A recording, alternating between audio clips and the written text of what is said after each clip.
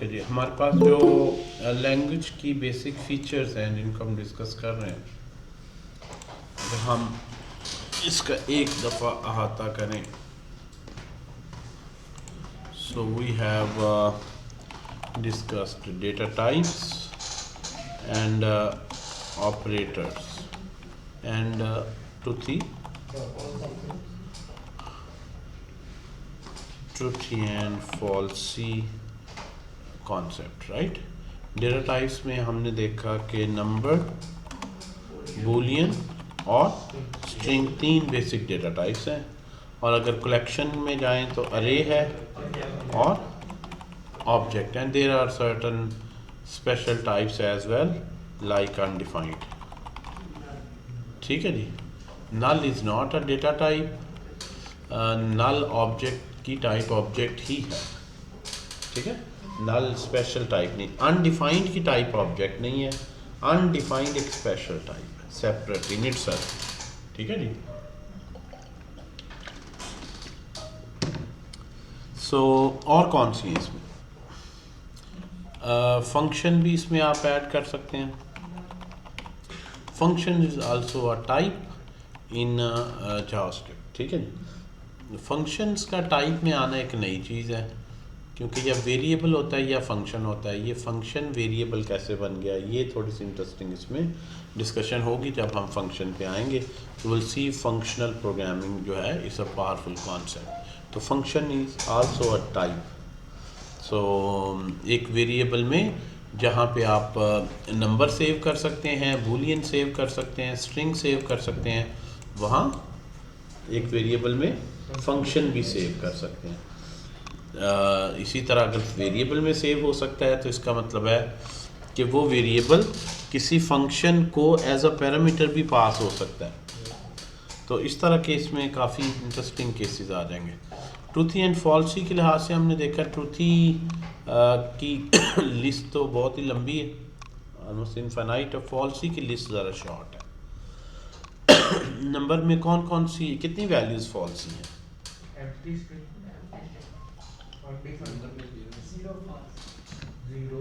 पहले क्वेश्चन सुन लें, जो है क्वेश्चन का मुताबिक आंसर होना चाहिए। नंबर में कितनी वैल्यूज़ फॉल्सी हैं?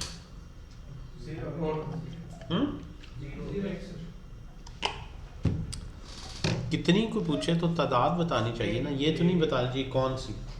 मैं कहूँ जी क्लास में कितने बंदे हैं, तो इसका मतलब आप कहें जी बोला फलां, वो कहेंगे नहीं मैं आपसे पूछूँ कितने, हाउ मैनी, इट्स अकाउंट। चले कौन कौन से ये बता दें। ज़ीरो एंड नंबर का कह रहा हूँ बेटा, कहाँ पे आप कहाँ पे रहे, कहाँ दिमाग है तुम्हारा। ठीक है जी। इसको ही अगर हम ले लें यहाँ से फॉल्सी की लिस्ट बनाएं, अगर हम फॉल्सी तो नंबर डेटा टाइप में हमने 2 फॉल्सी वैल्यूज़ पढ़ी थी, 0 और एन। अनडिफाइंड तो नंबर है ही नहीं, पता नहीं कहाँ से कौन सी बातें अजीब अजीब। अनडिफाइंड तो नंबर है ही नहीं, तो नंबर में तो नहीं वो होगा ना। अनडिफाइंड की टाइप नंबर, तो मैं नंबर का पूछ रहा हूँ, जिनकी डेटा टाइप नंबर है और वो फॉल्सी, वो कौन कौन सी हैं?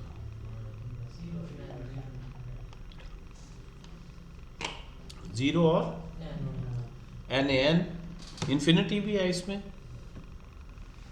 क्यों भाई नहीं है? ठीक है जी। इस तरह बूलियन में फॉल्स, स्ट्रिंग में एम्प्टी स्ट्रिंग आए तो दैट इज कंसीडर्ड फॉल्स, अरे में एम्प्टी अरे, राइट। अब डॉट लेंथ कह लें, एम्प्टी अरे डॉट लेंथ, और ऑब्जेक्ट में एम्प्टी ऑब्जेक्ट पे चेक करना हो तो डॉट लेंथ। कोई फ़ायदा है पढ़ाने का? पहले भी नहीं आता था आपको, अब भी नहीं आता, बताएं। पहले भी गलत बता रहे थे जब ये लेक्चर पढ़ाया, और उसके बाद भी गलत बता रहे हैं, क्या फ़ायदा हुआ?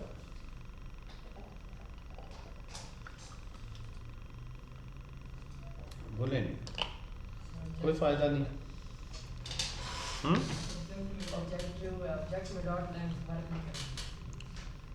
ऑब्जेक्ट में डॉट लेंथ प्रॉपर्टी नहीं होती, तो ऑब्जेक्ट को कैसे चेक करेंगे? ऑब्जेक्ट डॉट वैल्यूज, और ये जो फंक्शन रिटर्न करेगा इस पे डॉट लेंथ लगेगी, राइट? फंक्शन कब फॉल्सी और ट्रूथी होगा? It's interesting. फंक्शन का फॉल्सी और ट्रूथी हो सकता है, फंक्शन भी तो टाइप है ना। अनडिफाइंड कब ट्रूथी फॉल्सी होगा? जी, अनडिफाइंड कब ट्रूथी होगा और कब फॉल्सी? हर टाइप में हमने देखा ना कि कब ट्रूथी होगी कब फॉल्सी। तो अगर हम अनडिफाइंड को भी एक सेपरेट टाइप लें तो अनडिफाइंड में कब ट्रूथी होगा कब फॉल्स? हाँ, एक ही वैल्यू और वो भी फॉल्स ही है, इसमें कोई इस टाइप की ट्रूथी वैल्यू नहीं है। सो फंक्शन में साजिद साहब यहाँ पे क्या होगा? अगर फंक्शन भी टाइप है तो देन इंटरेस्टिंग है यहाँ पे।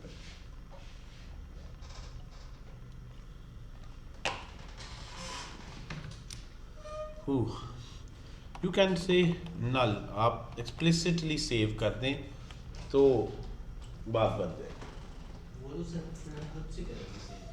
ऐसे ही है फंक्शन जो है वो, उसमें इस तरह का वैल्यू गूगल से पूछ लें क्या बोलेंगे?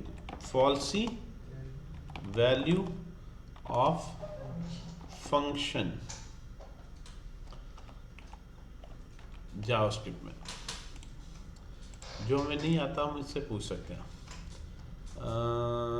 फॉल्सी एमडीएन पे ही सबसे ज़्यादा होगा, लेकिन मेरा नहीं ख्याल इसने इसको डिस्कस किया हो। कह रहा जी फॉल्स कीवर्ड हो गया, ज़ीरो हो गया, -0 +0 0, किसी भी बिग इंटीजर फॉर्मेट में हो, एम्प्टी स्ट्रिंग किसी भी तरह से लिखी हो, template string, single quoted, double quoted, null, undefined, NaN, document dot, all. Okay, यहाँ पे फंक्शन को डिस्कस नहीं कर रहा ट्रूथी फॉल्सी के पॉइंट ऑफ व्यू से, ठीक है ना। तो इस हवाले से अभी फंक्शन पे हम देखेंगे, उसको फिर एक्सप्लिसिटली आप नल कर दें, लेकिन नल बेसिकली उस तरह से नहीं है। रेफरेंस टाइप है तो रेफरेंस नल हम इसका कर देते हैं, ठीक है जी। ऑपरेटर्स में क्या क्या पढ़ा था जी? बनाया हमने अरिथमेटिक पढ़े थे। अरिथमेटिक ऑपरेटर्स कौन कौन से थे जी? प्लस, माइनस, मल्टीप्लाई, स्लैश में डिवीजन हो गई, और परसेंटेज में रिमाइंडर, और कौन सा था? पावर के लिए प्लस प्लस और माइनस माइनस। ये हमने देखे थे arithmetic operators. And second category जो इंटरेस्टिंग थी, कंपैरिजन। कंपैरिजन में जो 7 है, greater than equal to, less than equal to, not equal to, and then triple equal to और डबल इक्वल टू में क्या फ़र्क था?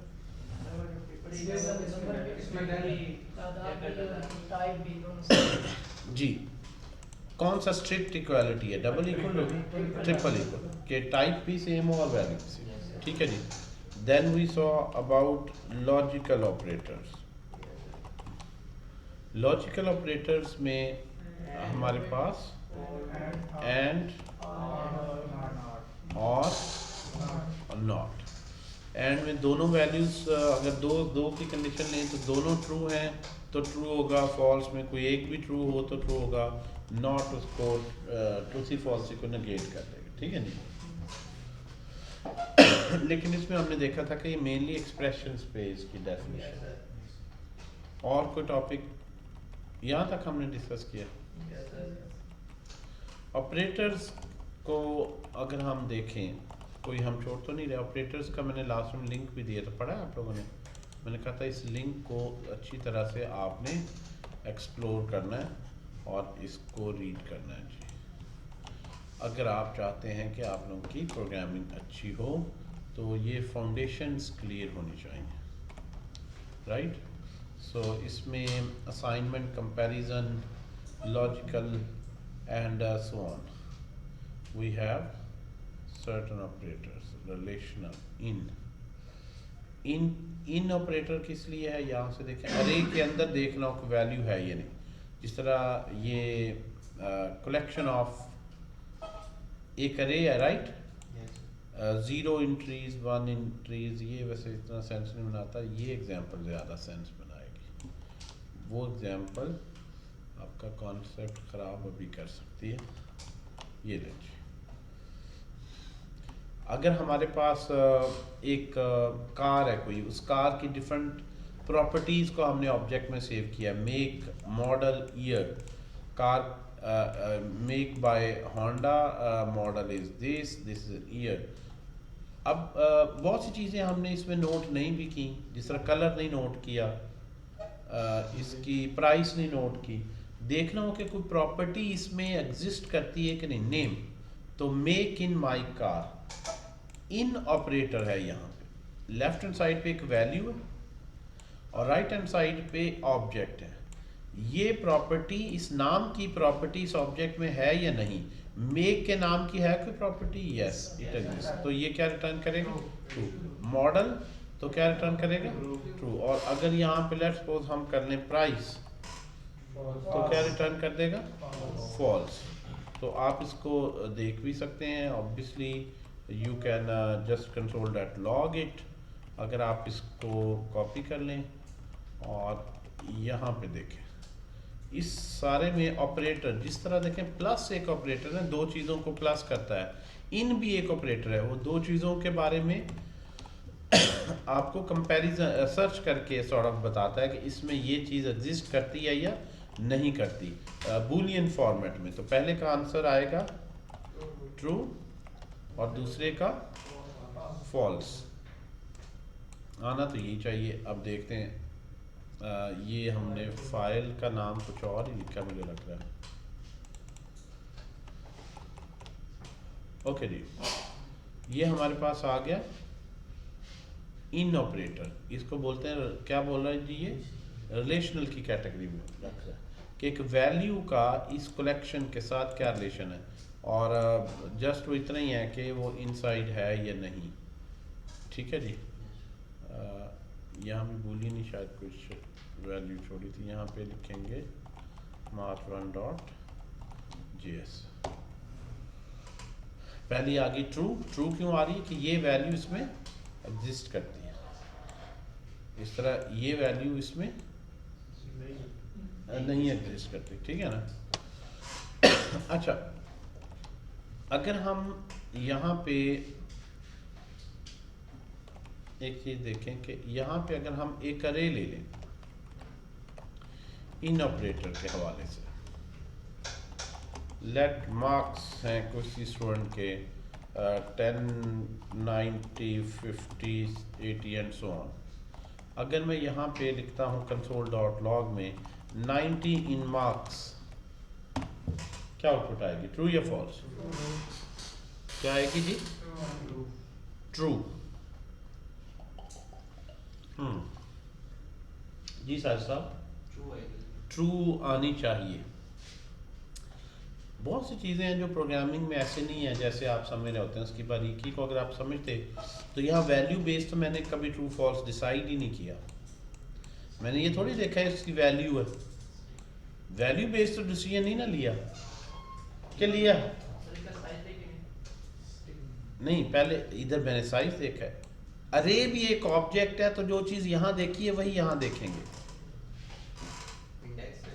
अरे भी एक ऑब्जेक्ट है, याद है डाटा टाइप हमने देखी थी, अरे की ऑब्जेक्ट आई थी, तो हमने कहा ये ऑब्जेक्ट क्यों है। अगर रे ऑब्जेक्ट है तो जो ऑब्जेक्ट में रूल है वही यहाँ लगाएं, फिर चेंज नहीं करें। लाइक इसमें हमने दो चीज़ें, ये की है और ये क्या है, वैल्यू। इन ऑपरेटर ये नहीं बताता कि ये वैल्यू के लिए सर्च करना पड़ता है, सर्चिंग की सिर्फ ये बताता है कि ये डिफाइंड है इसमें या नहीं, तो क्या आउटपुट आएगी बताएं? फॉल्स, बिकॉज 90 वैल्यूज नहीं है इसमें। जो अगर इसको अरे को ऑब्जेक्ट समझ लें तो हर ऑब्जेक्ट को कोई ना कोई आप की असाइन करते हैं, तो आप इसको ऑब्जेक्ट बना लें। कैसे ऑब्जेक्ट बनाएंगे? कर्ली ब्रेसेस यूज कर लें और इसका जो नाम है रख लें जी 0 की रख लें, 1 की रख लें, 2 एंड 3। नाउ ये ऑब्जेक्ट है या अरे है?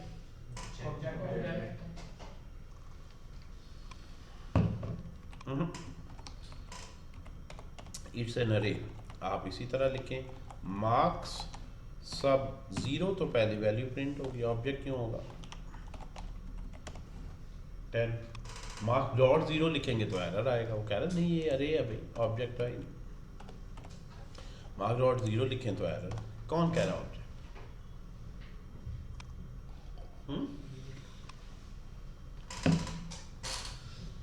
मैंने कहा था कंफ्यूज हो जाएंगे। उस वक्त मैंने कहा था कि बड़ा तजस्सुस होता है जी, ये आप बताएं ये क्यों कह रहा है ऑब्जेक्ट। तो मैंने कहा साइन सही आएगा तो बता देंगे, अभी ज़रा होल्ड ऑन रखें, आप नहीं कंफ्यूज होना।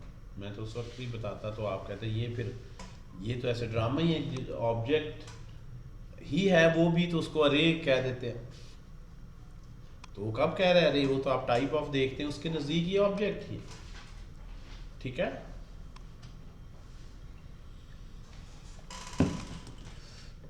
सो इस पे हम बहरहाल बाद में डिस्कशन करेंगे, लेकिन आपने देख लिया कि अरे भी एक ऑब्जेक्ट ही है जिसमें उसका जो इंडेक्स है वो की होता है। तो पॉइंट नहीं हमें बताना चाह रहा हूँ, उसका इंडेक्स क्या है आप नहीं बताते, ऑटोमेटिकली उसका इंडेक्स उसकी की बन जाता है 0 1 2 3। यहाँ पे आपने खुद की बताई है, और की कोई सा भी आप नॉन न्यूमेरिक भी रख सकते हैं, की न्यूमेरिक भी रख सकते हैं। अरे एक ऐसा ऑब्जेक्ट है जिसको ऑटोमेटिकली न्यूमेरिक कीज असाइन हो जाती हैं स्टार्टिंग फ्रॉम 0, और उसमें सिंटेक्स और कुछ थोड़ा सा डिफरेंट तरीके से दिया गया। सर ये तो फिर एसोसिएटिव वेरिएबल बन गया, और अभी हम इसकी डिटेल में नहीं जाते, अब आप लोग थोड़ा सा इसको एक्सप्लोर कर लीजिएगा। तो यहाँ पे in operator, the point is in operator किसको देखता है? की को, की को। इस ऑब्जेक्ट में ये की है ये। तो यहाँ पे अगर मैं लिखूंगा 0 इन मार्क्स तो क्या आएगा? यहाँ पे 0 इन मार्क्स क्या आएगा? ट्रू। आप क्या नहीं 0 तो इसमें है ही नहीं, 0 तो है ही नहीं। लेकिन ये जो पहली वैल्यू उस पे 0 की है, की बेस पर डिसाइड कर। इस तरह 1 पे भी क्या होगा? ट्रू। 2 पे भी क्या होगा? इनमें ट्रू। 3 पे भी क्या होगा? और अगर मैं 3 तक देख लेते हैं, और अगर 4 करूंगा तो 4 ऑनवर्ड्स क्या होगा? False. That is not a valid key in marks। ठीक है जी।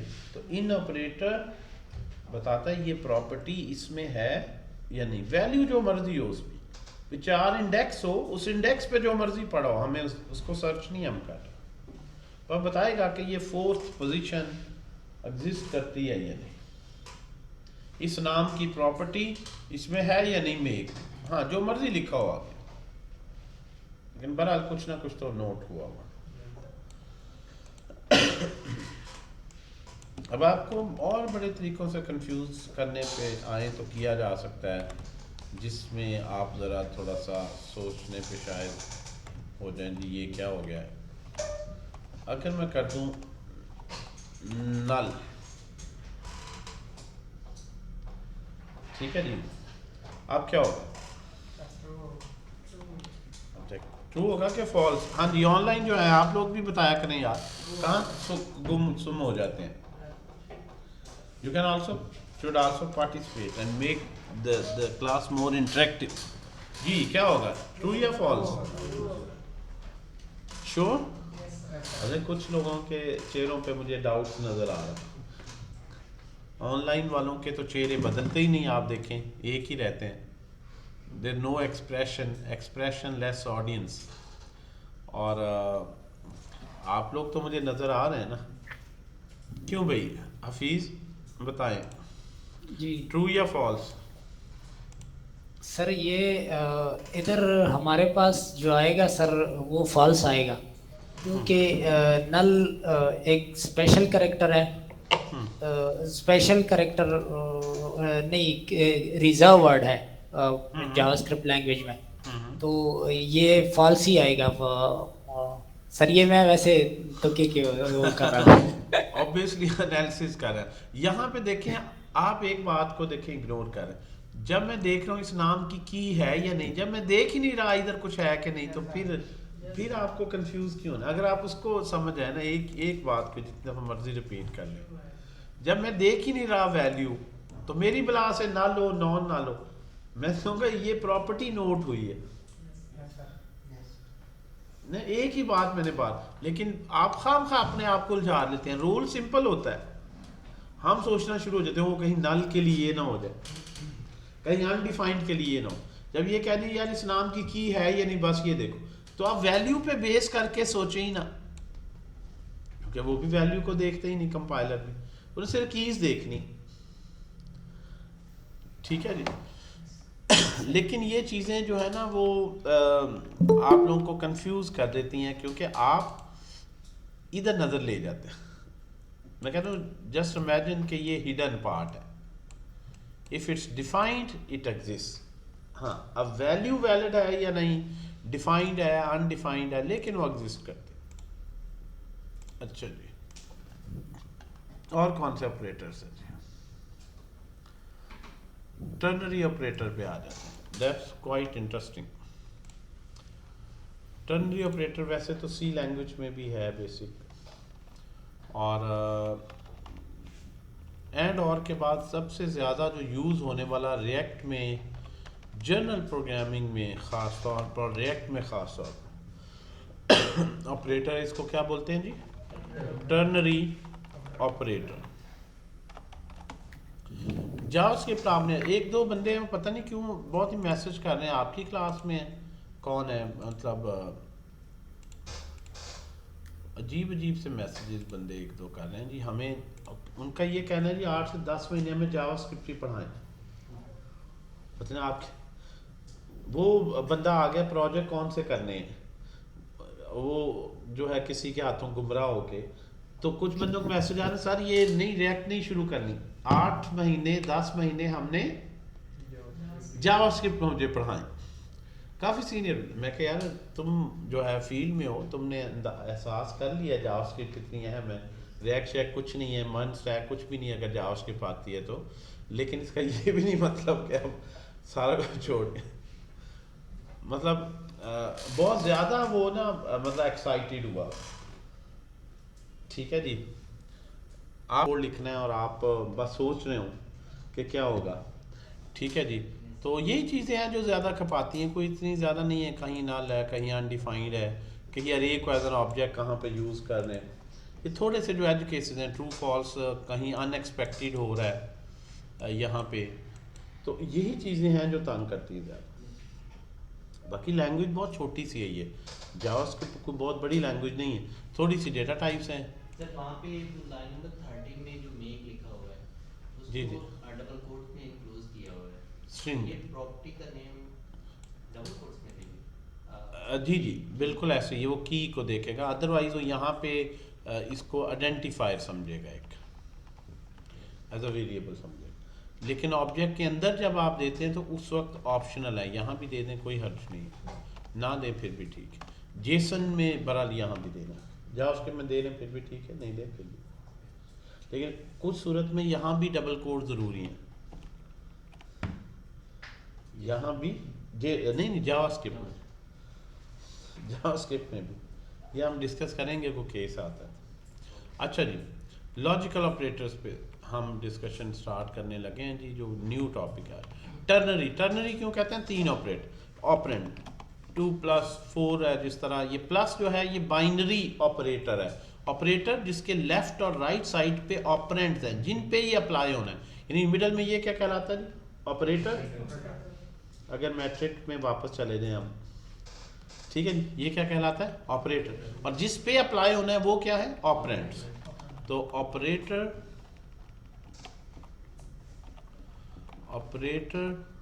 अच्छा ये कुछ से ऑपरेंड्स सबसे ज्यादा ओके जी। टर्नरी ऑपरेटर के बारे में बात कर रहे थे, ऑपरेटर एंड ऑपरेंड। ऑपरेटर तो जिस तरह ये सारे ऑपरेटर्स हैं, प्लस माइनस अरिथमेटिक ऑपरेटर्स, ये ऑपरेटर, इन ऑपरेटर्स में 2 ऑपरेंड्स हैं, राइट? यानी प्लस करने के लिए 2 नंबर चाहिए, लेकिन ये एक ख़ास ऑपरेटर है जिसको अप्लाई होने के लिए 3 नंबर चाहिए, और ये इसी मुनासिबत से कहलाता है टर्नरी ऑपरेटर, ऐसा ऑपरेटर जिसके 3 ऑपरेंड। इसका सिंबल जो है वो ये है क्वेश्चन मार्क और कॉलन। क्वेश्चन मार्क से पहले आप कंडीशन लगाएंगे, आप let's suppose 10 is greater then 5, let's say कोई बूलियन कंडीशन लगाएंगे। क्वेश्चन मार्क के बाद अगर ये कंडीशन ट्रू है, आंसर आपने किसी वेरिएबल में सेव करना है, अगर ये कंडीशन ट्रू है तो क्वेश्चन मार्क के बाद जो लिखा है वो आंसर आएगा, ठीक है जी। जो है यहाँ पे आ जाएगा जी 10। अगर आप इस तरह से इसको कह लें कि हमारे पास एक नंबर है, इस तरह से एग्जांपल बना लेते हैं 10 और एक है 5। हम चाहते हैं कि इस वेरिएबल में मैक्स जो है, इन दोनों में से जो मैक्सिमम वैल्यू है कंप्यूटर वो इसमें सेव कर दे। हार्ड कोडेड नहीं, आप कहें जी ऊपर तो मुझे नज़र आ रही 10 करने, जो भी मैं चेंज करूं डाटा ड्रिवन, सिर्फ यहाँ चेंज करूं 90 इसे 50 कर दूं तो 50 सेव कर दे, यानी इस डाटे पे बेस करते हो। तो क्या होगा जी, x is greater than y, पहले कंडीशन बनाएं, क्वेश्चन मार्क के बाद अगर ये कंडीशन ट्रू है तो क्वेश्चन मार्क बाद जो लिखा है वो रिटर्न आज हो जाएगा, यानी वो मैक्स में सेव हो जाएगा, अदरवाइज जो कॉलन के बाद लिखा है वो होगा। तो ये क्वेश्चन मार्क और कॉलन ये इस तरह पार्ट्स में ऑपरेटर होता है। कंडीशन जिस तरह ये बताया, अगर ये कंडीशन ट्रू है तो आंसर आएगा ये वैल्यू 1 जो क्वेश्चन मार्क और कॉलन के दरमियान, अदरवाइज यानी ये कंडीशन फॉल्स है अगर, तो कॉलन के जो बाद में है वो आंसर आएगा।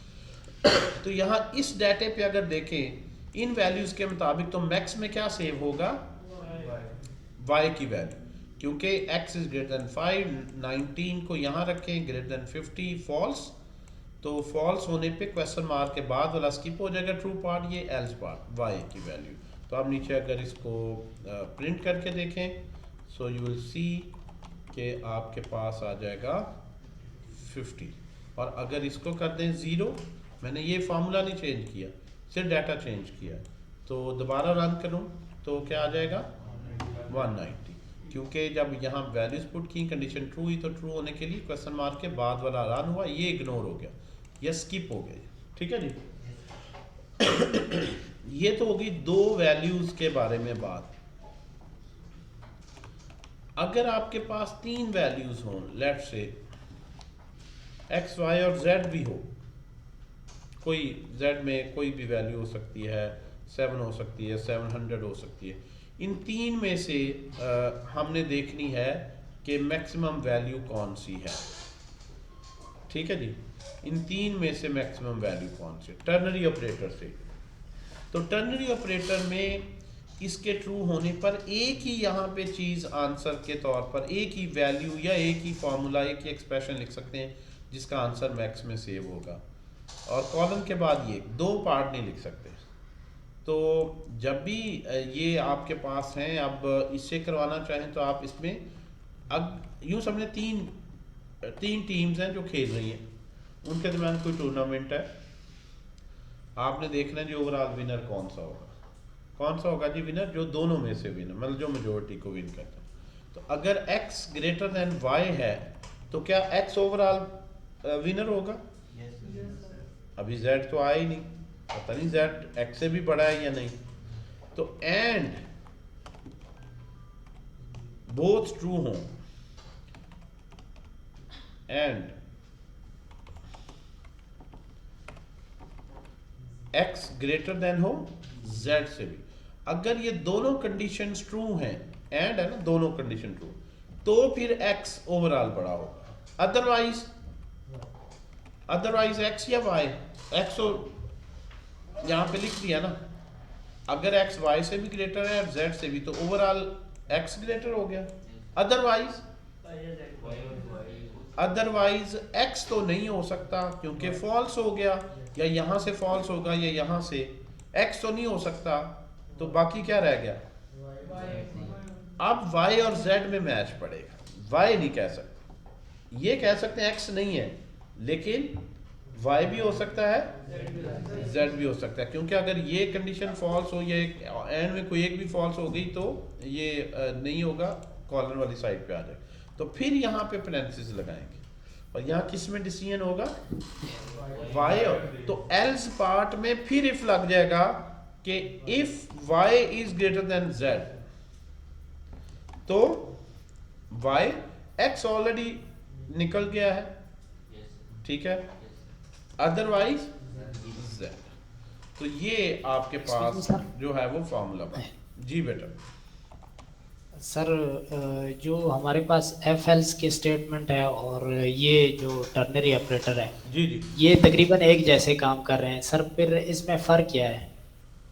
दोनों एक जैसे काम कर रहे हैं। ठीक कह रहे हैं जी आप। अभी उस पर भी आते हैं, बहुत ही सिग्निफिकेंट डिफरेंस है, अभी मैं बताता हूँ। पहले इसका फ्लो समझ आया, पहले ये देख लेते हैं बाकियों से भी, ठीक है जी। अब यहाँ पे मैं रन करूँ तो 90 और 190 और 50 ये कंडीशन ट्रू हो गई, फिर 190 और 700 ये कंडीशन फॉल्स हो गई, तो ये ओवरऑल क्या बनी? फॉल्स। तो फॉल्स में ये स्किप हो गया, एल्स पार्ट में आए, तो ये निकल गया। अब इन दो पे डिसीजन होगा, 50 और 500 पे, ठीक है जी। तो यहाँ पे 50 इज ग्रेटर देन 700 फॉल्स, तो ये z आएगा, यानी 700, ठीक है जी। और अगर मैं इसको कर दूं लेट्स सपोज 5000, तो पहली दफ़ा x is greater than y, पहली दफ़ा क्या हो गया? फॉल्स, शॉर्ट सर्किट ऑपरेटर है, दूसरी तरफ जाएगा ही नहीं, ओवरऑल फॉल्स, तो डायरेक्ट यहाँ पे आ जाएगा y इज ग्रेटर देन 700, ये भी ट्रू है, तो यहाँ से y रिटर्न हो जाएगा। तो y ने यहाँ भी बीट नहीं हुआ, यहाँ भी बीट नहीं हुआ, सो यू विल गेट 5000। और जब इसको ग्रेटर कर दें फर्स्ट को, तो पहला ही ट्रू हो जाएगा, y इससे भी ग्रेटर है, इससे भी ग्रेटर है, दोनों से ग्रेटर है, तो ये आपस में जो मर्जी हो, ओवरऑल हमें एक चाहिए था, वो ये विनर आ गया। तो जब भी सॉफ्टवेयर को भी टेस्ट करते हैं तो बारी बारी हर एक नंबर को ग्रेटर करके देखें, ताकि हर एक जो पोर्शन है वहाँ से सही सही आंसर रिटर्न हो रहा है, ताकि टेस्टिंग हो जाए। इसी तरह बढ़ाते जाओ यार, ठीक है, इसी तरह बढ़ाते जाएं। अब मैं नहीं करके दिखाऊंगा, मुझे 3 तक की सिर्फ आता है, तो आप लाइक बंदे 4 पे भी चला लोगे इसे, ठीक है जी। पहले हम ये देखते हैं कि अगर एंड ऑपरेटर ना लगाएं, उसके बगैर करना चाहें, अगर मैं आपसे कहूँ जी एंड नहीं लगाना, एक वक्त में दो ही सिर्फ का इसका दो वेरिएबल्स के कंपैरिजन करना, तो कैसे करेंगे? क्या ये मुमकिन है? यहाँ पे भी एक पार्ट लिख लेते हैं, यहाँ पे भी अगर सिर्फ दो करें, तो अगर x ग्रेटर देन y है, ये ट्रू है, तो यहाँ आ जाए। अब कौन कौन रह गया? x ग्रेटर देन y है, तो कौन एलिमिनेट, कौन सा हो गया, निकल कौन सा गया? y, क्योंकि x ग्रेटर है, तो जाहिर बात y तो ओवरऑल सबसे बड़ा नहीं हो सकता, x ही उससे बड़ा है, लेकिन ये नहीं पता x z से इसका क्या कंपैरिजन, तो फिर आप यहाँ पे आ जाएंगे। अब x अगर ग्रेटर देन है z से, तो x अदर क्वेश्चन मार्क, तो x अदरवाइज z, क्योंकि y ऑलरेडी एलिमिनेट हो चुका है। क्या यहाँ पे हम कह सकते हैं z है? क्योंकि x जो है y से ग्रेटर है, और अगर z इसको बीट करता है, तो फिर y तो ऑलरेडी लोअर है, तो ऑब्वियसली z है। ये इसके इफ पार्ट पर इसके ट्रू होने पर एक और ट्रू फॉल्स का कॉम्बिनेशन ऑपरेटर है, और अगर ये फॉल्स हो जाए, x is greater than y false हो जाए, तो यहाँ पे क्या आएगा, x is greater than y false हो गया तो क्या एलिमिनेट हो गया, x एलिमिनेट हो गया ना, कंडीशन फॉल्स, y और z में बात आ गई, तो y is greater then z, तो y otherwise z। Got the point. तो अब आप देखें बगैर एंड के एक वक्त में सिर्फ ग्रेटर देन ही लगा हो, तो there are multiple ways of solving a problem. ठीक है जी सर, 50,000 बाकी भी चेंज करके देख सकते, यानी आप इस तरह भी सॉल्व कर सकते थे, इस तरह भी सॉल्व कर। अच्छा, इसी काम को करने के लिए ये क्या है जी, ऑपरेटर, टर्नरी ऑपरेटर। एक होती स्टेटमेंट, जिस तरह अभी किसी ने पूछा भी क्या फ़र्क है, उस पर भी चलते हैं। अगर आपके पास दो वैल्यूज़ हैं, there is a statement also कि इफ, और उसको पैरेंथेसिस में लिखिए, इफ का कीवर्ड लगाएं।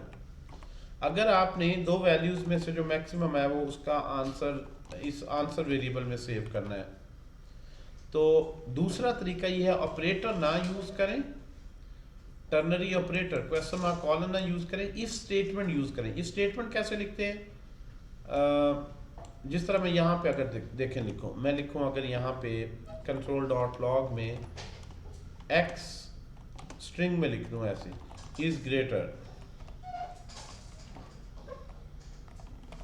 और नीचे मैं लिख दूँ y इज ग्रेटर। अब अगर मैं रन करूँ तो कौन सी स्टेटमेंट प्रिंट होगी, पहली या दूसरी, दोनों प्रिंट होंगी, तरतीब से चलता जाएगा, क्या ख्याल है, दोनों स्टेटमेंट्स अपनी अपनी जगह पे प्रिंट होंगी। ठीक है, जब दो में से कोई एक प्रिंट करवानी हो तो या तो टर्नरी ऑपरेटर या फिर इफ कंडीशन, उसके लिए इफ के अंदर कंडीशन लिखें, इफ का वर्ड लिख के इसके अंदर लिखें x is greater than y। अगर ये कंडीशन ट्रू है तो इफ के फौरन बाद जो लिखा हुआ है इसको टैब दे लें, ये प्रिंट होगा। अदरवाइज के लिए क्या कीवर्ड है, एल्स। ये वो वर्ड्स हैं जो ऑलरेडी जावास्क्रिप्ट लैंग्वेज जानती है, इफ और एल्स।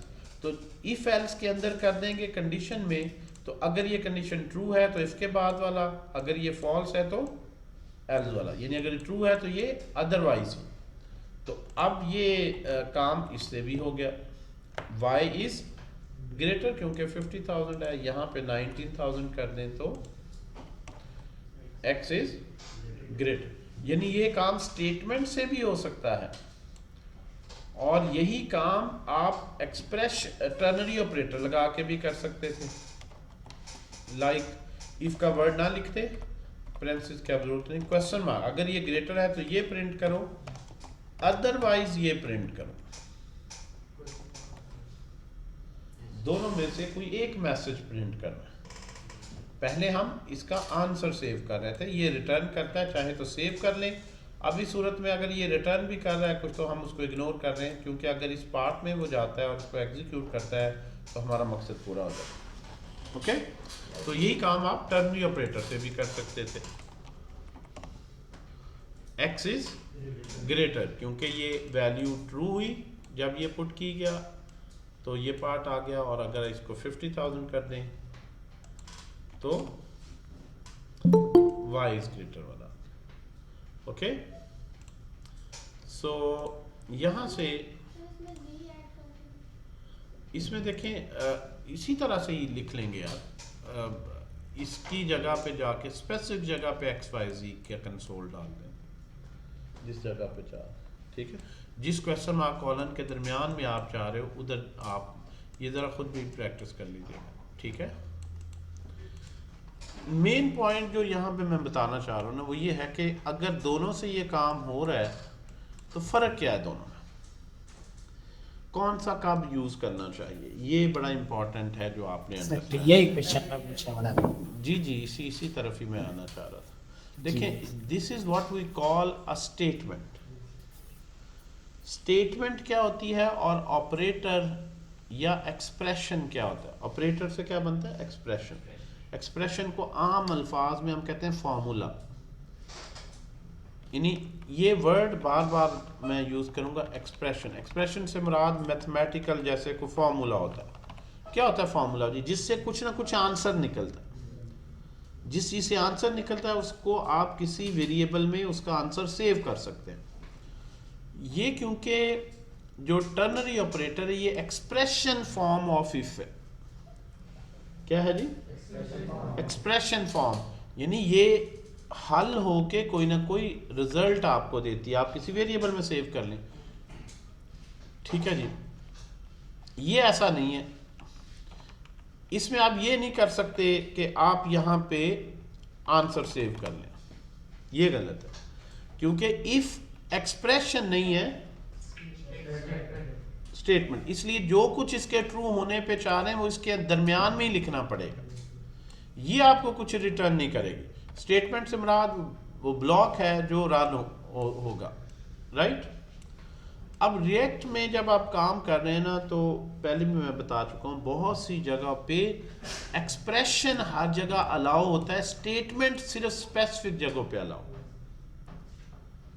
लाइक मैं अगर कोई टैग यूज़ कर रहा हूँ H1 हेडिंग का, HTML में हेडिंग में मैं लिखना चाह रहा हूँ, तो मैं यहाँ पर ऑब्वियसली ये तो लिख सकता हूँ, यहाँ पे इसके अंदर में एक्सप्रेशन मुझे अलाउ है कि जो ग्रेटर वैल्यू है वो लिखी जाए, लेकिन यहाँ पे इफ कोई स्टेटमेंट नहीं अलाउ। इसमें ये लिखेंगे तो एरर आएगा, इफ वही चीज़ इफ स्टेटमेंट की फॉर्म, क्योंकि स्टेटमेंट ने H1 टैग को कुछ रिटर्न नहीं करना कि जो वो प्रिंट करे। समझा नहीं ना बात की? तो रिएक्ट में ज़्यादातर हम काम करेंगे एक्सप्रेशंस पर, तो आपको इफ स्टेटमेंट की बजाय इफ एक्सप्रेशन का पता होना चाहिए। ठीक है जी। तो एक्सप्रेशंस को हम ज़्यादा यूज़ करेंगे। तो ये इनमें ऑब्वियसली बड़ा वाइटल डिफरेंस है।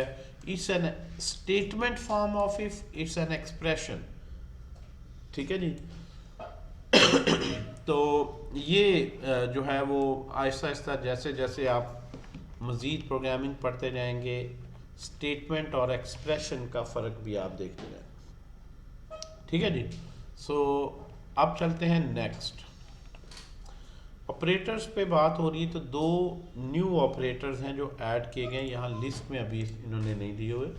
इसमें वैसे काफ़ी ऑपरेटर्स यहाँ पे लिस्ट डाउन भी है, बिटवाइज को मैं डिस्कस नहीं कर रहा, वेब में इतना यूज़ नहीं होते। अगर किसी ने यूनिवर्सिटी में असेंबली लैंग्वेज प्रोग्रामिंग पढ़ी है तो वो तो पढ़ते यही हैं, left shift, right shift, bitwise और एक्सॉर वगैरह। अगर कभी इस तरह का सॉफ्टवेयर बनाना हो तो ये इसमें ऑलरेडी मौजूद हैं। स्ट्रिंग पे हम डेफिनेटली एक प्रॉपर लेक्चर पढ़ेंगे।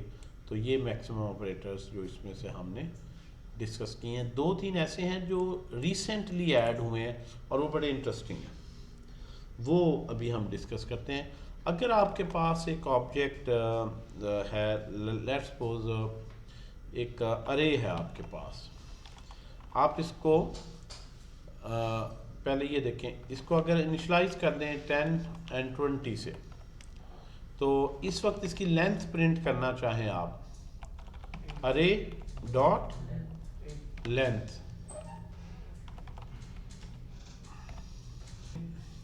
अरे आ गई हमारे पास 10, 20। अब देखें कितना सुकून महसूस हो रहा है, कितनी जो है वो कामनेस है। ये हमारे पास आ गया 10, 20, 30, 40, 50। अरे की लेंथ देखेंगे कितनी आएगी जी, डॉट लेंथ, अरे का नाम लिखकर साथ डॉट लेंथ लिखें। नंबर ऑफ वैल्यूज 5 है, ओके। और अगर हम एम्प्टी अरे कर दें, अब कितनी लेंथ आएगी जी, 0। अगर हम इसको इनिशियलाइज ही ना करें, इनिशियलाइज ही ना करें अरे से, तो अब कितनी लेंथ आएगी, क्यों भाई, 0 या 1 या एरर क्या आएगा, या अनडिफाइंड आएगी?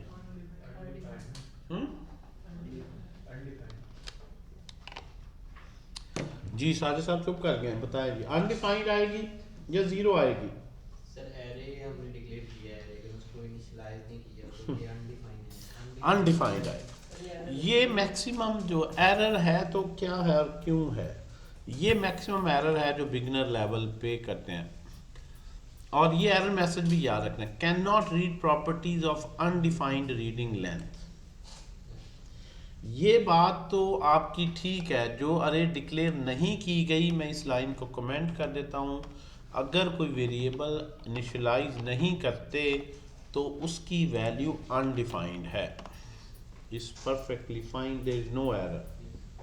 अनइनिशियलाइज्ड variable is initialised with undefined. Sir undefined पे फिर फंक्शन कोई भी जी, स्पेशल है। जब अनडिफाइंड पे आप लेंथ कॉल करते हैं ना, डॉट उसके साथ यूज करते हैं, तो यहाँ पे वो कहता है जी undefined is does not has any property. Length उसकी कोई प्रॉपर्टी नहीं है, लेंथ उस पर डिफाइंड नहीं है। तो ये जो एरर आता है ना, can not read properties of undefined reading length, ठीक है जी। तो लेंथ की प्रॉपर्टी कोई नहीं, ऑब्वियसली ये भी ऑब्जेक्ट है, जिस ऑब्जेक्ट में प्रॉपर्टीज होती हैं इसमें भी लेंथ प्रॉपर्टी है। तो ये जो है बड़ी कॉमन मिस्टेक है।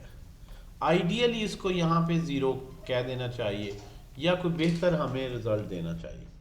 तो उसके लिए आप डबल क्वेश्चन मार्क ज़ीरो अगर करें, क्या है जी, डबल क्वेश्चन मार्क ज़ीरो, तो क्या आएगा, ज़ीरो तो नहीं आया यार, क्या कह रहे हैं,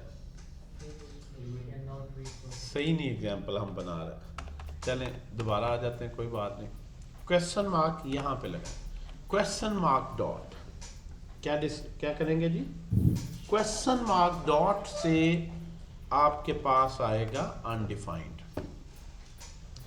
लेकिन आपका प्रोग्राम क्रैश नहीं किया, क्यों, क्वेश्चन मार्क डॉट और खाली डॉट में क्या हो, ये जो डॉट है इसका मतलब है इस ऑब्जेक्ट में ये प्रॉपर्टी जो है एग्जिस्ट करनी चाहिए, ये ज़रूरी है कि नहीं।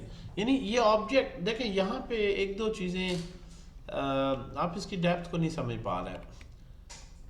70% ऑफ द टाइम जो इंटर्नशिप कर रहा है मेरे पास गलतियाँ लाता है, वो यही होती, इसको आप समझ नहीं पा रहे हैं। मुझे आई एम नॉट सेटिस्फाइड कि आप उसकी डेप्थ को समझ पा रहे हैं अभी, क्योंकि जो हम बोल रहे हैं ना वो गलत है टेक्निकली। क्वेश्चन मार्क डॉट क्या कर रहा है, इससे अनडिफाइंड आ रहा है। Let's make a better example, undefined क्यों, क्योंकि वो फर्दर जा ही नहीं रहा सर, वो यही रुक रहा है। एग्जैक्टली। और इसके बगैर वो यहाँ से आगे जाता है और लेंथ को एक्सेस करने की कोशिश करता है, जो उस पर एरर आ जाता है। अगर किसी ऑब्जेक्ट में एक प्रॉपर्टी ना हो तो इसका मतलब क्या है, उस पर क्या आएगी, एरर आएगी, राइट। इसको अगर आप नो सर कह देते तो मैं समझ जाता ना, आप मेरी बात समझ गए, ये नो है, ये टेक्निकली गलत है बात। अगर किसी ऑब्जेक्ट में एक प्रॉपर्टी नहीं है तो वो अनडिफाइंड होती। अगर किसी ऑब्जेक्ट में कोई प्रॉपर्टी नहीं है तो उसमें क्रैश नहीं करता सॉफ्टवेयर। फॉर एग्जांपल आप देखें, अरे है, इसको मैं यही जो एग्जांपल पहले ली थी ना, आप लोग इसको जितनी जल्दी ज़रा डेप्थ में समझ आए तो उतनी बेहतर है। देखें, इसमें अगर मैं एक प्रॉपर्टी ऐसी लेता हूँ लाइक मॉडल, कार का मॉडल सेव है, there is no issue, model print कर देगा। जी नाम सेट कर लेते हैं, obviously my car, right, model लिखा हुआ अकॉर्ड, राइट। अगर मैं एक ऐसी प्रॉपर्टी का नाम लिखूं जो यहां नहीं है, फॉर एग्जांपल प्राइस, अनडिफाइंड आएगा या क्रैश करेगा, एरर आएगी, क्योंकि ये प्रॉपर्टी इसमें नहीं है, क्योंकि ये प्रॉपर्टी इसमें नहीं है। अनडिफाइंड आएगा या क्रैश करेगा, एरर आएगा। क्यों भाई, ऑनलाइन जो है बताएं।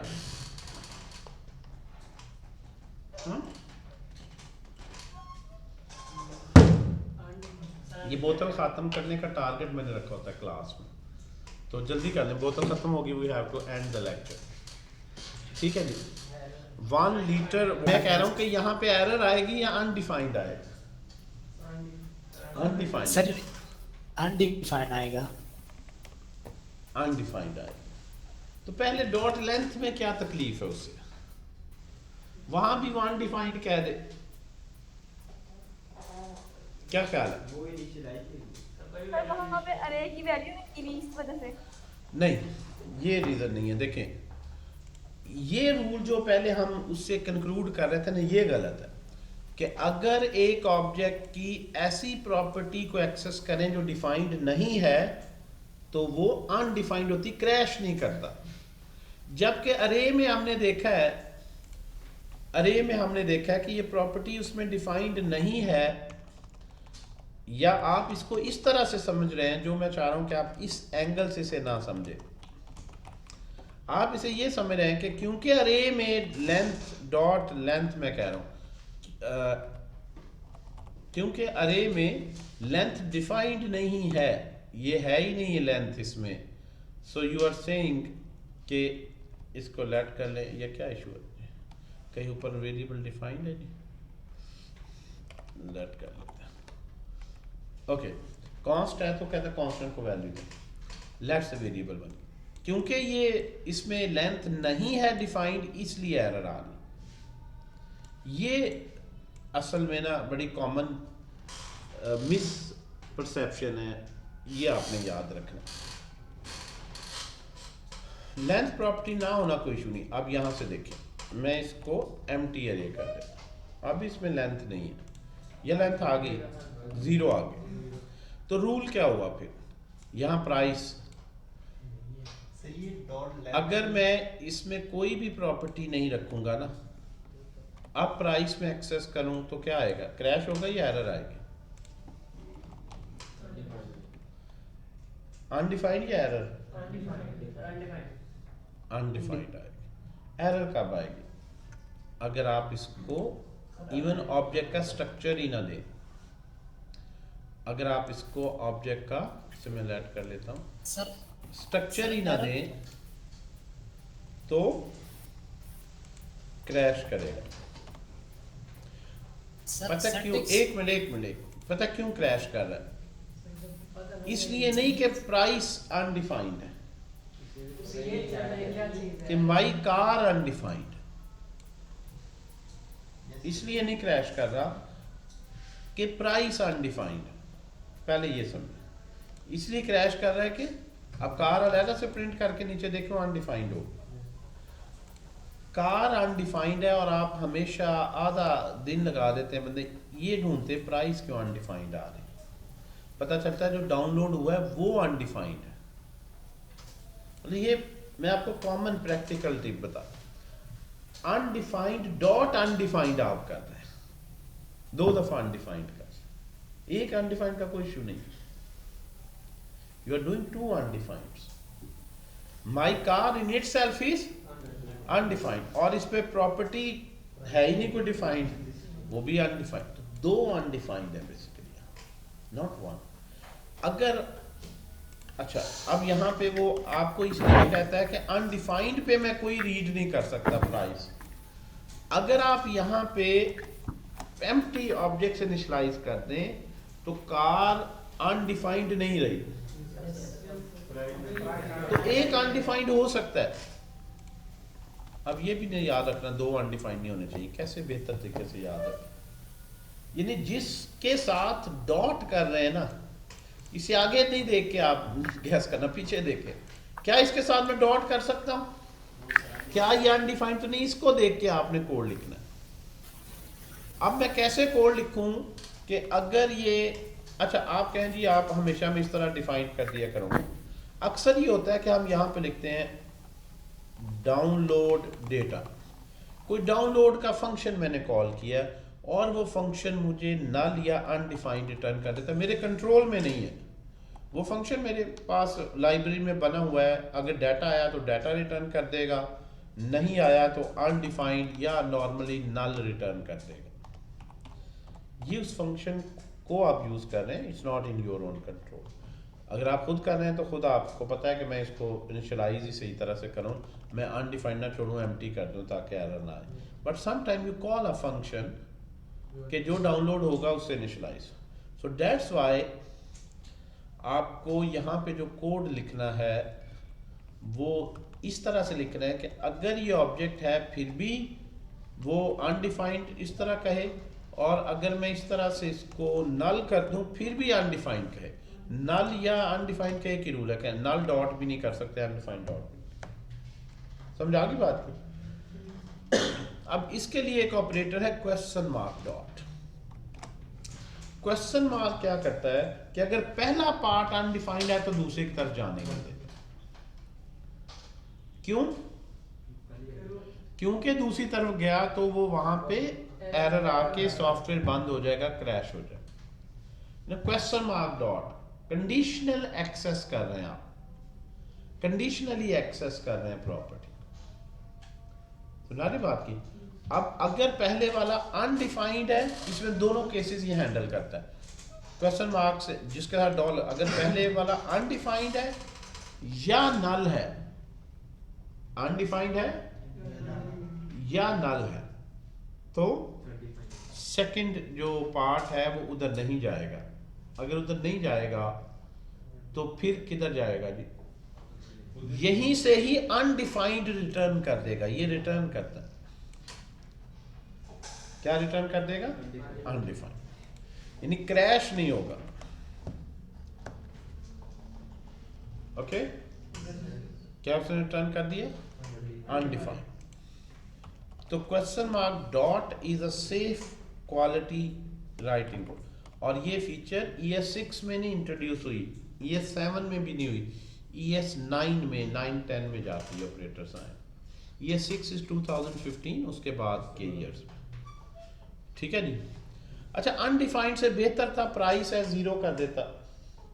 तो यहाँ पे एक डबल क्वेश्चन मार्क है वो कि अगर ये अनडिफाइंड हो रहा है तो आप अल्टरनेट वैल्यू भी दे सकते हैं कि अनडिफाइंड नहीं, फिर 0 कर दो कि मे बी आगे मैंने प्राइस पे बेस करके कोई फॉर्मूले लगाए हुए हैं। मे बी मैं यहाँ पे इसको मैं वेरिएबल में ले लेता हूँ, लेट पी, कोई वेरिएबल मैंने प्राइस रखी थी, आपने यहां तो बचा लिया, बाद में आपने लिखा हुआ था P डिवाइडेड बाय दिस, तो आपने यहां पे बचाया तो यहां फंस जाएंगे कि ऊपर अनडिफाइंड नहीं आया तो क्रैश नहीं किया, लेकिन उसने अनडिफाइंड दे दिया तो वो न्यूमेरिक ऑपरेशंस आगे गड़बड़ करेंगे।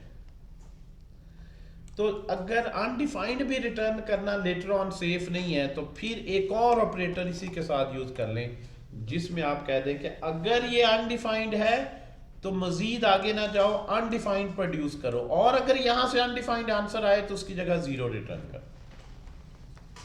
Lot of things that are happening है। ठीक है, अब देखें जो है वो ये स्टेटमेंट आपने लिखी है, P डिवाइडेड बाय 90, क्या आ रहा है? 0। बिसाइड्स द फैक्ट के ना कार में कोई ऑब्जेक्ट था, ना उस पर कोई प्रॉपर्टी थी, ना ये वैलिड कैलकुलेशन है, इन एनी केस मेरा सॉफ्टवेयर क्रैश नहीं किया और न्यूमेरिक की जगह न्यूमेरिक ही आंसर दिया। यहाँ से अच्छे प्रोग्रामर की खूबी ये होती है कि वो सेफ कोड लिखता है, जितना मर्जी गार्बेज वैल्यू इनपुट आ जाए या डाउनलोड हो उसका सॉफ्टवेयर क्रैश नहीं करता।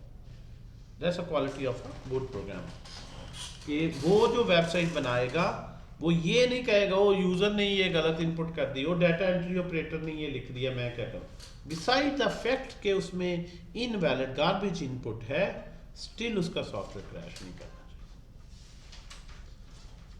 ठीक है जी। तो ये 2 ऑपरेटर हैं जो कि ये रिसेंट फ्लटर लैंग्वेज में ये बड़े कॉमन है, यूज होते हैं। फ्लटर पढ़ी किसी ने? फ्लटर से ही ये चोरी की है जावास्क्रिप्ट ने रिसेंटली। हमारे पास पाइथन में भी है। पहला जो है ये क्या कहलाता है? ऑप्शनल चेनिंग। क्या कहलाता है? दूसरा क्या कहलाता है? नल क्वेल्जन ऑपरेटर। क्वेल्स करना यानी नल को काट देना, उसका अल्टरनेट देना। ठीक है जी। तो यहाँ पे इतनी जो है वो, अच्छा अगर आप ये नहीं यूज़ करें, खाली ये यूज़ करें, आप क्या आंसर आएगा बताएं। 1 by 1 इनको हटा के देखते हैं और कोड को बिल्कुल एकेडमिक तरीके से, एकेडमिक का मतलब क्या है कि बस आपने सही इनपुट पे ही हमेशा चेक किया है, हर तरह के गलत इनपुट दे के नहीं देखा, डिटेल में क्यूए नहीं उसका किया, यूज़ केसेस नहीं निकाले कब कब मेरा सॉफ्टवेयर क्रैश करता है, मैं हर पॉसिबल वे दूँ। तो अगर आप वो ट्रेडिशनल तरीके से लिखने लगेंगे तो फिर आपको इस तरह लिखना पड़ेगा, if my car is not equal to undefined, तब ये करो, ठीक है जी, एंड सो ऑन। इस तरह काफ़ी फेल्स का एक जो है जाल बिछ जाएगा। सो ये शॉर्ट ऑपरेटर में शॉर्ट, इसको बोलते हैं कॉम्पैक्ट कोड लिखना, समंदर को कूजे में बंद करना। इन 2-3 ही फेल्स इसके अंदर ही देखने लगा दिया। If it's undefined don't call it, return undefined, and if answer is evaluated to undefined don't return undefined, return 0। Nested fails कितनी लगी हुई इसमें नजर नहीं आ रही हमें, ये नेस्टेड फेल्स कितनी लगी। और अगर माई कार में प्रॉपर्टी है, इसको सिंपल कैलकुलेशन कर लेते हैं, अगर माई कार में लेट्स सपोज $10,000 $1,000 है, तो सारा कुछ स्किप हो गया। देखें ये सब एहतियातन कोड आपने लिखा था। 1000 सॉरी, ये जो कार है इसमें प्राइस आपने क्रिएट कर दी, 1000 divided by by car, sorry 1000 इसको मिल गया, 1000 डिवाइडेड बाय 100 कितना आ गया 10। तो everything is running like a normal code, everything is running like a normal code. ना कोई इसका इफेक्ट आया, ना कोई इसका इफेक्ट आया, किसी ने आपको तंग नहीं किया। Code safety, how to write code in a professional way, and a professional and a good developer who does not give excuses, बहाने नहीं देता। सर मैंने कहा था वो नंबर प्राइस दो, उस यूजर ने ABC टाइप कर दिया, तो मैं क्या करता, वेबसाइट क्रैश हो गई। यूजर तो पंगे लेगा खास तौर पर जब पॉपुलर साइट हो जाती। हो सकता है आपने भी कभी छेड़खानी ऐसे की हो, तो कहेगा अपना नाम बताओ, हाँ 1 2 3 लिख दिया। यूजर तो जो है वो आप यू कैन नॉट रिलाई, ठीक है जी। एक्सीडेंटली भी हो सकता है, उसका मोबाइल नंबर लिखना तो गलती से नाम की जगह मोबाइल नंबर और दूसरा वाइस वर्सा लिखा गया, एक्सीडेंटली भी हो सकता है, ठीक है जी। तो राइटिंग गुड, ये क्या कहलाता है, कोड। ये सिक्योरिटी वो वाली सिक्योरिटी नहीं है, एथिकल हैकिंग वाली सिक्योरिटी नहीं, ये कोड सेफ्टी है। कोड सेफ्टी का मतलब डिस्पाइट द इनवैलिड और गार्बेज, यानी ये नहीं कहना जी गार्बेज इन गार्बेज आउट, आपका सॉफ्टवेयर गार्बेज को भी अच्छी तरह हैंडल करता है, गार्बेज पे क्रैश नहीं करता, ग्रेसफुली एग्जिट करता है, ग्रेसफुल मैसेजेस देता है। उसे पता है कि यहाँ पे जो है वो होनी चाहिए थी प्राइस, लेकिन प्राइस मिस कर गया, ठीक है जी।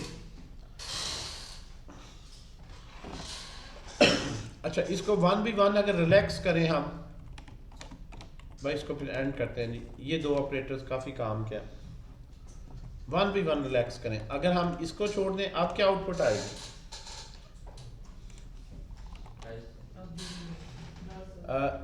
मैं जो है वो इसको कोई फंक्शन कॉल किया जिसने नल रिटर्न कर दिया या अनडिफाइंड, ये क्या आउटपुट आएगी बताएं।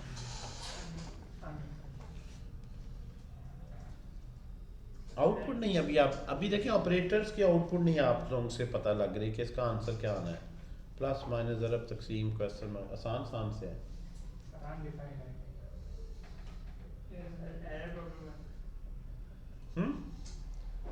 हद हो गई यार आप लोगों की, वैसे नलायकी की। पूरा हफ्ता मैंने ऑपरेटर पढ़ाने पे लगा दिया, और वैसे आपसे पूछा जाए तो बड़े आप करने काम बनेंगे, कैसे ऑपरेटर डाटा टाइप तो बेसिक सा टॉपिक है, आगे एडवांस पढ़ाए। नल नहीं आएगा, अनडिफाइंड नहीं आएगा, क्रैश नहीं करेगा, क्या आएगा, कुछ रह गया कुछ। वैल्यू नहीं हमने दी, नल से इनिशियलाइज किया। चले 1v1 चलते हैं। यहाँ पे क्या होगा, पी में क्या सेव होगा बताएंगे, पी में क्या सेव होगा, दरमियान में पी भी लिख लेते। यहाँ पे क्या आ गया, अनडिफाइंड। चलें जी, आप लोगों को इसकी नहीं समझ आ रही, इसको भी एक्सट्रैक्ट करते हैं और किसी वेरिएबल में रख लेते हैं जी। आप मुझे बताएं कि इसका क्या आंसर आएगा अगर मैं यहाँ पे z देखूं, क्या आंसर आएगा? हाँ, undefined divided by 1000, is it error, is it undefined or is it not a number? Not a number. क्यों भाई, क्या आएगा? अनडिफाइंड पे कोई भी हो तो एन कब आता है फिर? अगर यहाँ भी अनडिफाइंड आना है तो नॉट अ नंबर कहाँ पे आएगा?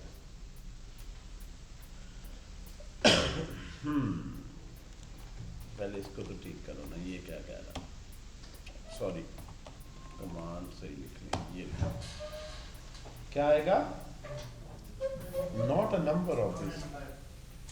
देखिए डॉट का रूल और है, वो आप मेंबर एक्सेस कर रहे हैं, डॉट में आप मेमोरी एक्सेस कर रहे हैं, वो रेफरेंस डेटा टाइप है। अरे का मेमोरी रेफरेंस करके आप डी रेफरेंस कर रहे हैं, यहाँ आप कैलकुलेशन कर रहे हैं, दोनों का फर्क समझो।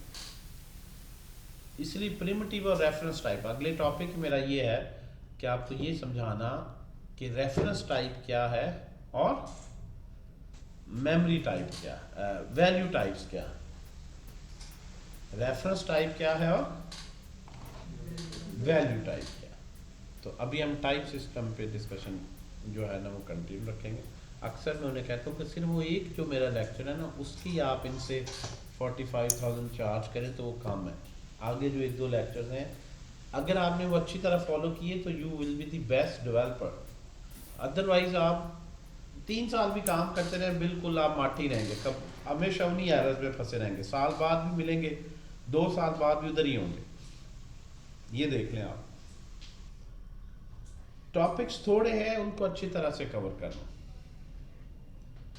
और अगर वो टॉपिक ये चंद एक मेमोरी के कॉन्सेप्ट्स, ऑपरेटर्स के टाइप सिस्टम मैं समझता हूँ कि इतना वाइटल रोल प्ले करता है कि जिस स्टूडेंट को टाइप सिस्टम का नहीं पता, मेमोरी में नहीं पता डेटा क्या है, मेमोरी रेफरेंस क्या है, ऑपरेटर किस तरह सॉल्व हो रहा है, तो उसको कुछ भी नहीं वो मीनिंगफुल काम कर सकता, वो हमेशा बेसिक चीज़ों में फंसा रहता है। टाइप सिस्टम ही पूरी ऑब्जेक्ट ओरिएंटेड प्रोग्रामिंग ही टाइप सिस्टम है कि क्लास क्या, object user defined data type, type ही बना रहे हैं ना, 5 टाइप्स को इकट्ठी करके एक टाइप बना रहे। यूजर डिफाइंड डेटा टाइप है ना क्लास, जिन्होंने यूनिवर्सिटी में पढ़ा है। फंक्शन क्या है यहाँ मैंने बता दिया, फंक्शन प्रोग्रामिंग में फंक्शन भी एक टाइप है। टाइप सिस्टम किसी भी लैंग्वेज का समझना बड़ा जरूरी है। हर रूल ही कंपाइलर ने टाइप बेस्ड लगाया हुआ। ये एन कहाँ से आ रहा है, वो टाइप को देख रहा है कि ये क्या टाइप है, ये क्या टाइप है, इस पर ये ऑपरेटर होना चाहिए कि नहीं होना। अगर आप डॉट कर रहे हैं ये कौन से टाइप है, कहाँ से मेमोरी लाऊं भाई, मैं नहीं ये मेमोरी ला सकता, इस टाइप पे ये ऑपरेशन, ये मेंबर एलिमेंट को एक्सेस करना। और टाइप है कितनी, जावास्क्रिप्ट की ब्यूटी है थोड़ी सी टाइप्स हैं, जावास्क्रिप्ट का तो ये तो एडवांटेज है, you have very few types. इससे ज़्यादा तो इंटीजर की ही टाइप्स हैं सी लैंग्वेज पढ़ें तो, integer, float, double, short int, long int, unsigned int, signed int, byte, character भी इंटीजर टाइप है। इससे ज़्यादा तो इंटीजर की वेरिएशन आप पढ़ लेते हैं। क्या ख्याल है, इतनी डिटेल में आप उसमें पढ़ थोड़ी सी टाइप्स। स्ट्रिंग का फिर बड़ा उसमें पॉइंटर है और अरे ऑफ करैक्टर्स है, यहाँ अरे ऑफ करैक्टर्स नहीं है स्ट्रिंग, हमने एक वैल्यू के तौर पे लिया। करैक्टर टाइप हमने पढ़ी नहीं कि सिंगल करैक्टर क्या होगा, वो भी स्ट्रिंग है, एक लिख लो ज़्यादा लिख लो, आसान चीज़ें देखिए। सिर्फ टाइप सिस्टम को अच्छी तरह समझ जाएं तो इंशाल्लाह you will be doing very good in this field. वरना वही रह जाएंगे HTML CSS की डेवलपर।